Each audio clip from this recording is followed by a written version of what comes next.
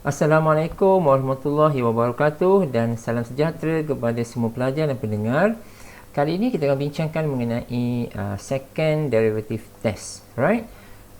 Pertama sekali, bila kita bincangkan mengenai second derivative test, dia akan melibatkan basically 3 poin. Kita nak menentukan 3 poin ini, iaitu yang pertama sekali sama ada dia adalah maximum point, minimum point, ataupun dia mungkin adalah inflection point, right? Cumanya saya tidak akan bincangkan mengenai inflection point dengan lebih detail sebab kita akan ada perbincangan mengenai inflection point dalam teaching video yang akan datang.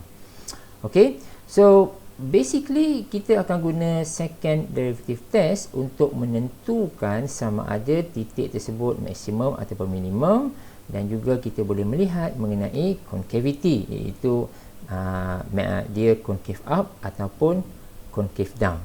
Jadi dalam teaching video ini serba sikit-sikit saya akan bincangkan jugalah pasal inflection point, tetapi tidak detail, hanya mention macam tu sahaja. Kita akan explore mengenai inflection point dalam video yang akan datang. Baik, untuk memudahkan perbincangan kita bagi topik ini, saya dah pecahkan second derivative test ini kepada dua situation. So, ini adalah situation yang pertama, di mana untuk situation yang pertama ini, pertama sekali apa yang perlu kita buat adalah kita kena dapatkan critical point. Ya, so kita kena dapatkan critical point. Jadi critical point seperti biasa, kalau kita nak dapatkan critical point, kita perlu buat apa? Kita perlu buat f prime equal to 0. So biasanya kita akan diberi satu function lah, contohnya macam ni kita diberi y sama dengan fx, yang kita tak tahu fx tu apa sebenarnya, bentuk dia macam mana. So kita akan buat apa? Mula-mula kita akan buat macam biasalah, kita akan buat f prime kan, first derivative, lepas tu kita mungkin boleh buat f double prime. So kita siap-siap buat dua-dua tu lah first derivative and second derivative. Jadi mula-mula kita kena dapatkan critical point. Jadi untuk mendapatkan critical point, kita just set up f prime equal to 0 dan kita akan dapat beberapa nilai x. Mungkin dapat satu nilai x, mungkin dapat dua nilai x. So kita tak sure yang itu. Jadi nilai-nilai x ini kita katakan the critical value. So jadi once kita dah dapat critical value daripada f prime ini, kita akan masukkan x value tersebut ke dalam terbitan kedua. So kita masukkan satu persatu dan kita hendak melihat apakah hasil bagi terbitan kedua tersebut, sama ada dia positif, negatif, ataupun kita dapat kosong. So ada tiga kemungkinan dekat sini. Jadi kalau kita dapat nilai second derivative tersebut, apabila kita masukkan ini dari sini kita dapat nilai-nilai x kan. So masukkan nilai x ini ke dalam sini. Kalau dia dapat positif, maksud dia mempunyai minimum value, right? So dan dia adalah concave up, macam ni lah. Kalau second derivative ini memberikan kita hasil negative value, maka dia adalah maximum value. Maximum value. Bukannya value ini bukan nilai ini bukan nilai ini. Ini hanya indikator sahaja. Bukan nilai ini. Nilai yang maximum value ni adalah nilai x yang kita dapat dekat atas ni. Contoh. Kalau f prime equal to 0 ini, kita dapat x sama dengan 1 misalnya. Jadi 1 tu kita akan masukkan ke dalam f double prime ini. Dan kita akan cuba kira nilai dia, hasil dia. Katalah hasil dia adalah positif 10. Positif 10 tu, itu bukannya minimum value. Positif 10 tu hanya indikator sahaja. Kita cuma nak tahu dia punya tandaan positif ke negatif. So negatif 10 tu bukan nilai yang kita nak katakan ini adalah value dia dan sebagainya. Bukan. Value dia adalah nilai x yang kita masukkan tadi tu. So maksud dia tadi saya sebut f prime x equal to 0, kita dapat x equal to 1 kan. So kita dah dapatkan x equal to 1, dapatkanlah nilai y dia. Katalah nilai y dia adalah 2 katakan. Maka koordinat 1, 2 tu, itulah minimum value dia. Ya? So jangan masukkan nilai ini pula. Nilai ini hanya indikator sahaja untuk kita menentusahkan dia minimum ataupun maksimum. Alright? So jadi ini adalah huraian dia. Jadi yang ni apa ni? Jadi apabila kita dapat critical point kat sini, sebenarnya kita ada 3 kemungkinan. Kita ada 3 kemungkinan critical point tersebut. Sama ada dia mungkin boleh merupakan maximum point, minimum point, atau dia mungkin boleh merupakan inflection point. So kita tak tahu. Jadi kita kena ujilah kena uji, kena check dan sebagainya. Jadi inilah yang saya maksudkan dia, yang saya maksudkan tadi tu. Cuma saya nak highlightkan kepada situasi, bagi situasi yang pertama ni, pada hasil yang nombor 3 ini. Ya, tadi kita tahu terbitan kedua ini dia boleh memberikan positif, negatif dan kosong kan. So kita lihat apa yang perlu kita buat jika kita dapat second derivative ni equal to 0. Jadi secara umum dia, jika kita dapat second derivative ni equal to 0, maka the second derivative tu fail. Ya, so maknanya kita tak tahu lagi sebenarnya, kita tak sure lagi sebenarnya nilai x tu sebenarnya dia maksimum ke, minimum ke, ataupun inflection point ke. So kita tak tahu. Jadi dalam hal ini, apa yang perlu kita buat? Kita kena buat ini. Kita kena gunakan the first derivative test yang guna table tu. Ingat tak, dalam teaching video saya sebelum ini kita akan ada bincangkan kan, the first derivative test normally kita akan guna table, betul tak? So kita kena guna yang ini. So sebab second derivative dah fail, kita tak boleh buat apa-apa. Jadi kita kena guna back to square one balik, kita kena patah balik, kena guna first derivative test untuk to identify the nature of the graph at that point. So ingat semula ya macam mana kita nak buat. So saya simpulkan dekat sini aja, by using the table of f prime x. So maksud dia the table of first derivative lah. Cuma dekat sini saya ada buat tambahan. Sebenarnya ada satu lagi cara, tapi saya tak bincang dekat sini lah.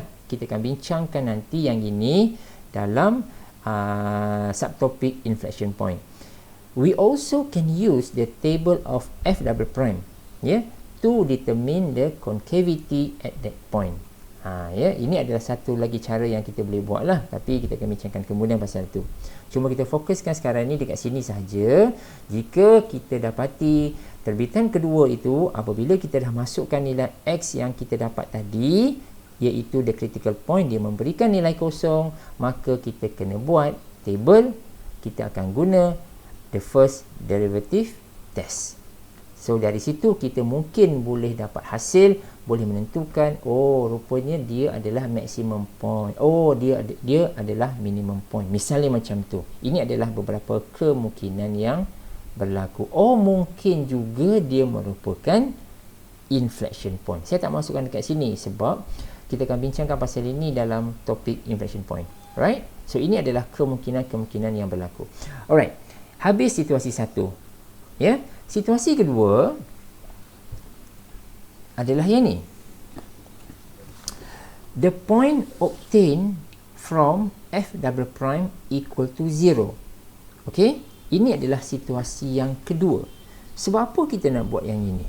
Ya. Sebab apa nak buat ini? Sebabnya, tengok ini sekali lagi sebenarnya saya akan bincangkan juga di dalam subtopik inflection point, tapi saya perkenalkan dulu ya. Baik, lihat kat sini ya. By using f prime equal to 0 macam tadi kan, dalam situasi satu tadi, we get the critical point. Setuju tak? Ini yang saya sebut tadi kan. However, akan tetapi probably there exists other point on the curve which refers to the inflection point. Right? Jadi therefore it is a good idea we attempt to use f double prime equal to 0. Right? So kita tak tahu sebenarnya So jadi apabila kita buat f prime equal to 0, memang kita dapat critical point. Dan daripada critical point ataupun critical value tu, kita boleh check dia maksimum ke, dia minimum ke dan sebagainya kan. Tetapi sebenarnya di dalam curve tersebut mungkin ada point lain yang boleh wujud, yang merujuk kepada dia adalah inflection point. Sebab itulah kita bolehlah kita buat f prime equal to 0 just untuk tahu aja what is the x value. Jadi contohnya macam ni lah. Jadi katalah katalah kita dapat y, kita diberi y sama dengan fx, and kita buat f prime, and then kita buat f double prime, dan saja kita buat f double prime tu equalkan dengan kosong. Jadi dari sini of course kita akan dapat nilai x tu, ya. So kita nak lihat nilai x ini. So katakan kita dapat x sama dengan a kan. So jadi a kat sini, use table by using the f double prime to identify the nature of the concavity. So ini cara yang boleh kita buat untuk situasi yang kedua ini. So ingat ya, kita ada dua situasi, iaitu kita mulakan dengan f prime equal to 0, dapatkan the critical value. Lepas tu kita juga boleh membuat f double prime equal to 0 untuk menentukan is there any other point on the curve. Kalau point tu sama dengan yang atas tu, tak payah, itu kita tak payah ambil lah. Kita cuma khawatir kalau ada point lain selain daripada critical point yang kita dapat tadi tu, dan kita kena pertimbangkan. Alright. Okay, kita pergi kepada contoh kat ini, yang ini. Okay, now find the extremum point of this. Kita nak tahu titik maksimum dan juga ataupun titik minimum. So jawapan dia apa? Jawapan dia adalah titik minimum sebenarnya. Okay, now kalau kamu masih ingat lagi, soalan yang sama ini saya pernah guna, tetapi menggunakan first derivative test. Kita pakai table, ya. Cuma kali ini kita ada cara mudah kan, kita tak payah guna cara table. So sebab by using the second derivative test, kita jauh lebih mudah daripada menggunakan table yang mungkin kita melakukan kesilapan sana sini dan sebagainya. Saya tak kata susah ya, cuma kalau ada cara yang lebih mudah, kita buat. Alright, so jadi dekat sini macam biasa, ini adalah function yang diberi. Kita buat f prime equal to 0. Ini kita buat f prime equal to 0 macam ni, 0. Kita dapatkan the critical value. Jadi critical value dia adalah 2 kan, x sama dengan 2. Jadi maknanya kita akan gunakan ini ke dalam second derivative. Second derivative yang ini, ya. Tapi apabila kita buat second derivative, kita terus dapat nilai 2. Tak sempat pun kita nak masukkan nilai x ini ke dalam sini kan. So tak apalah. So sebab apabila kita dah buat second derivative ini, kita dah dapat nilai 2 macam ni, dia terus memberikan kita satu indikator, okey, dia adalah positif. Kan, 2 kan positif kan. Jadi apabila dia positif, dia adalah minimum point. Dia adalah minimum point. Jadi point dia nak dapat macam mana? Kita masukkan x sama dengan 2 ini ke dalam fx ini, kita akan dapat nilai y dia sama dengan negatif 5. Maka the point really is the minimum point. Ya, kita menentusahkan minimum point ini daripada second derivative by looking at the sign, tandaan ini. Okey. So ini contoh satu, dan contoh seterusnya adalah yang ini. Okay, find the extremum point of the given function. Okay, kita ada x cube tolak 9x squared plus 15x minus 5. So, kita akan menggunakan second derivative. Right? Kita akan menggunakan second derivative test sekarang ni. Jadi, mula-mula apa yang perlu kita buat adalah kita kena dapatkan yang ini. Ini ya, kita buat f prime equal to 0. Kita kena tentukan the critical point terlebih dahulu. Jadi apabila kita bukan critical point, critical value dia. So jadi apabila kita buat f prime equal to 0, kita solve this thing, kita akan dapat nilai-nilai x ada dua, iaitu 1 dan 5. Ya, ada 1 dan juga 5. Jadi saya siap-siap dapatkanlah nilai y dia apa ya. Saya masukkan 1 dan 5 ni ke dalam ini, ke dalam sini. Ni dalam sini untuk saya dapatkan nilai y, dan nilai y yang sepadan adalah 2 dan juga negatif 30. So kita tahu, saya tahu point dia adalah 1, 2 dan juga 5, negatif 30. Ada 2 point lah. Cuma kita tak tahu dia maksimum ke minimum. Jadi apabila kita nak menentukan dia maksimum ke ataupun minimum, kita kena guna second derivative test. Okey. So jadi saya dah siap-siap tulis kat sini. Ini adalah first derivative, yang ini f prime kat sini kita dah guna tadi kan. Ini saya siap-siap cari second derivative dia, iaitu kita dapat 6x tolak 18. Baik, sekarang ni kita dah dapat critical value kan, iaitu 1 dan 5, betul? So kita masukkan setiap satu ni, 1 dan 5 ni ke dalam second derivative ini. Kita nak tengok apa hasil dia, positif ke negatif. Jadi apabila kita masukkan satu ini ke dalam second derivative, kita dapat nilai negatif 12, betul? Kita hanya berminat pada tandaan negatif saja. Yang 12 tu tak payah. Ya, ini tak penting. Kita nak tengok tandaan sahaja.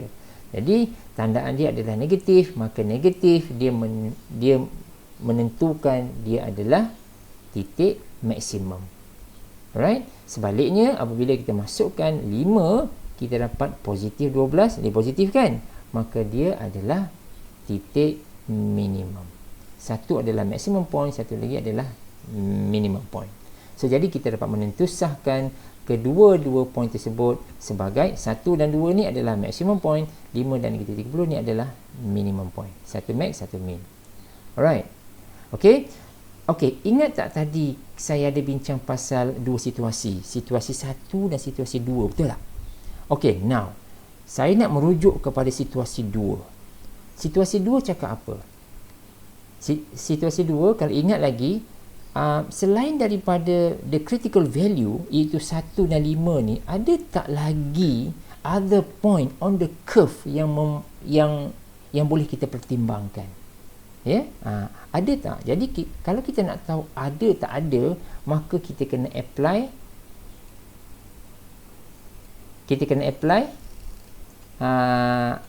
f double prime equal to 0, betul tak? Dan apabila kita buat f double prime equal to 0, sebenarnya akan muncul satu lagi point, iaitu point tu adalah 3. Right? Adalah 3. Jadi saya tulis kat sini, actually there exists another point. The point is actually the inflection point. Macam mana kita dapat tahu point tu? By using f double prime equalkan dengan 0, maka kita akan dapat satu lagi nilai x dekat on the curve, dan itu adalah merujuk kepada inflection point. Tapi kita tak bincang kat sini, kita hanya bincang mengenai max dan min point saja. So itu sahaja guys untuk kali ini. Untuk video kali ini saya bincangkan mengenai secara umum tentang second derivative test dan penggunaan dia, dan secara detail mengenai situation 2 terutamanya yang melibatkan inflection point akan saya terangkan di dalam teaching video yang akan datang. Alright, so thanks for watching. Hope you enjoy the video. See you in the next video.